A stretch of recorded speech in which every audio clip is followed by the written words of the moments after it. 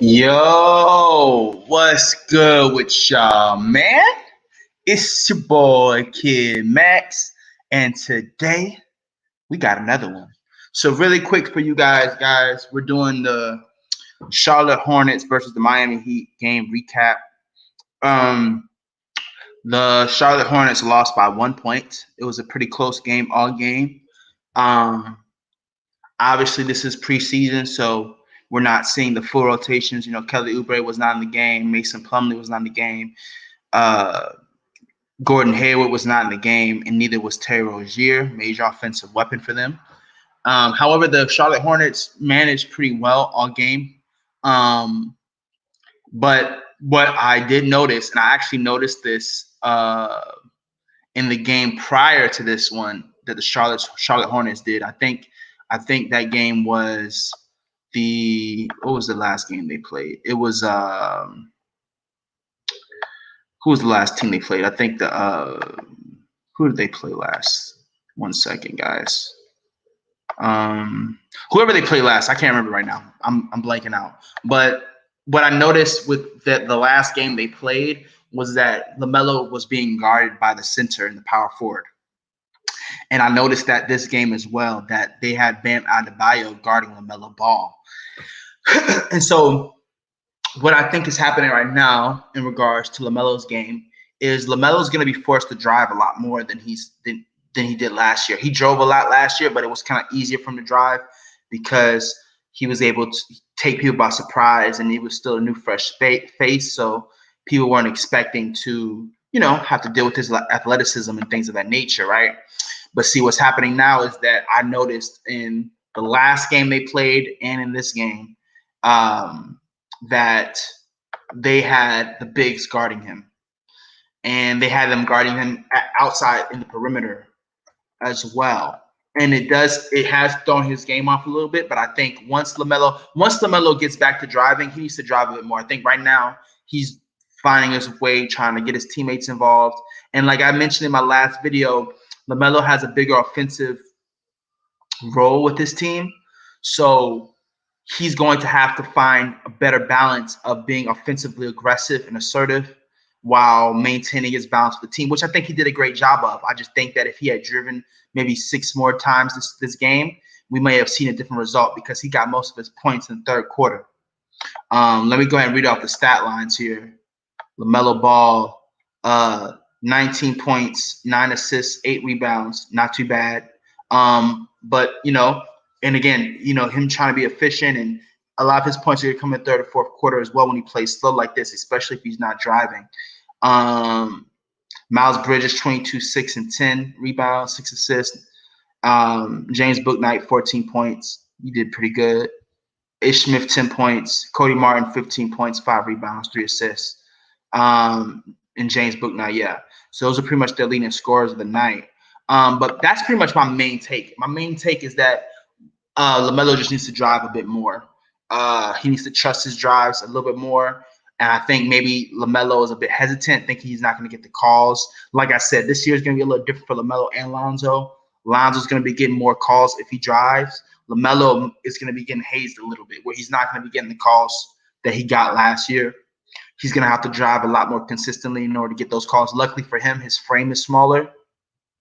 And so if he continues to drive controlled, he will be eventually giving calls. You know what I'm saying? But I think maybe he's a little hesitant to drive right now, just a tad bit. But he overall, he played well. I think LaMelo's defense is picking up a little bit. It does seem scattered because people, LaMelo Ball is used to playing pressure defense, right, with his brothers. So, you notice LaMelo's always picking up the other player half court. It just may seem like it's not affecting the player because LaMelo isn't all the way up on them, but LaMelo's long and he's a nagger. He's nagging. So, LaMelo does little things on the side that irritates players.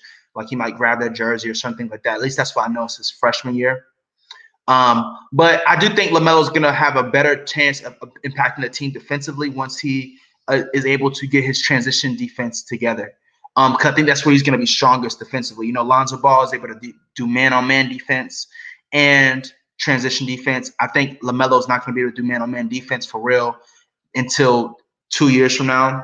But the best he has is to do transition defense where he gets deflections And what I like that I've seen from the team is that they are allowing him to play his defense. Because to the average looker, it may look like he's not playing defense at all. He does play defense. I think he's going to have to also assert himself and get more rebounds. That's going to be the only way he's going to be able to be more offensively involved in the level to where the team's not trailing, because LaMelo got most of his points in the third quarter. So third and fourth quarter, which isn't bad if every game is different, but in order for LaMelo Ball to really have an impact on this team, it's similar things that he's going to have to do that Lonzo does, which is he's going to have to prioritize his rebounding and he's going to have to prioritize his transition defense, which he's already kind of doing. Like he's picking up people man to man, picking them off the floor. He just has to stick to them a little bit more and fight over the screens a little bit more. He just fights over those screens just a little bit more, but it's all going to work out. This is a short little recap of the game. They did lose by 1 point. And again, I feel like, had LaMelo been just able to be a bit more aggressive in the driving lanes, they may have gotten away with this one because, he was pretty much, hitting threes and hitting mid-range shots. And I think the paint felt like it was close to him all night because of Bam Adebayo and them boys in there. But I still feel like he I think he's figuring it out. You know what I'm saying? I think we're going to see a lot of it this year, a lot of his transcendent play, driving to the basket. He's just figuring it out too, just like Lonzo, except he's on his first team where he's kind of getting accustomed to the second year. And that's what I noticed this year. I think he's going to have impact on his defense. I think his defense is going to come from deflecting the balls because I've seen it happen a couple of times. He just hasn't grabbed them, right? Like he's gotten deflections on the ball multiple times in this game and the other game. He just never really was able to benefit from it and grab the ball. I think that's going to change this year. He's going to be getting more deflections like that in the half court and the transition play of the other team, and he's going to be getting steals that way. That's how we're going to see his impact really be shown because that's going to be a similar way for him to make transition play once he gets the ball from the half court or once he gets the rebound. So LaMelo's going to have to really focus on getting his rebounds.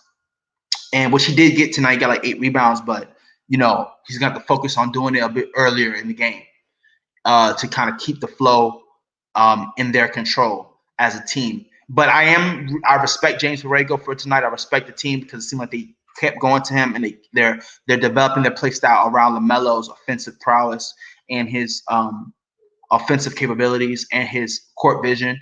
And all these things are going to come into fruition fuller into the season as the team gets more and more accustomed to their new speed again, and as they grow accustomed to his habits as they're playing with him more now, as this is the second year. So, nothing too heavy for today, guys. Just something quick and light. Just wanted to give my quick game recap for today, how I thought today went for LaMelo. I think it went pretty decent.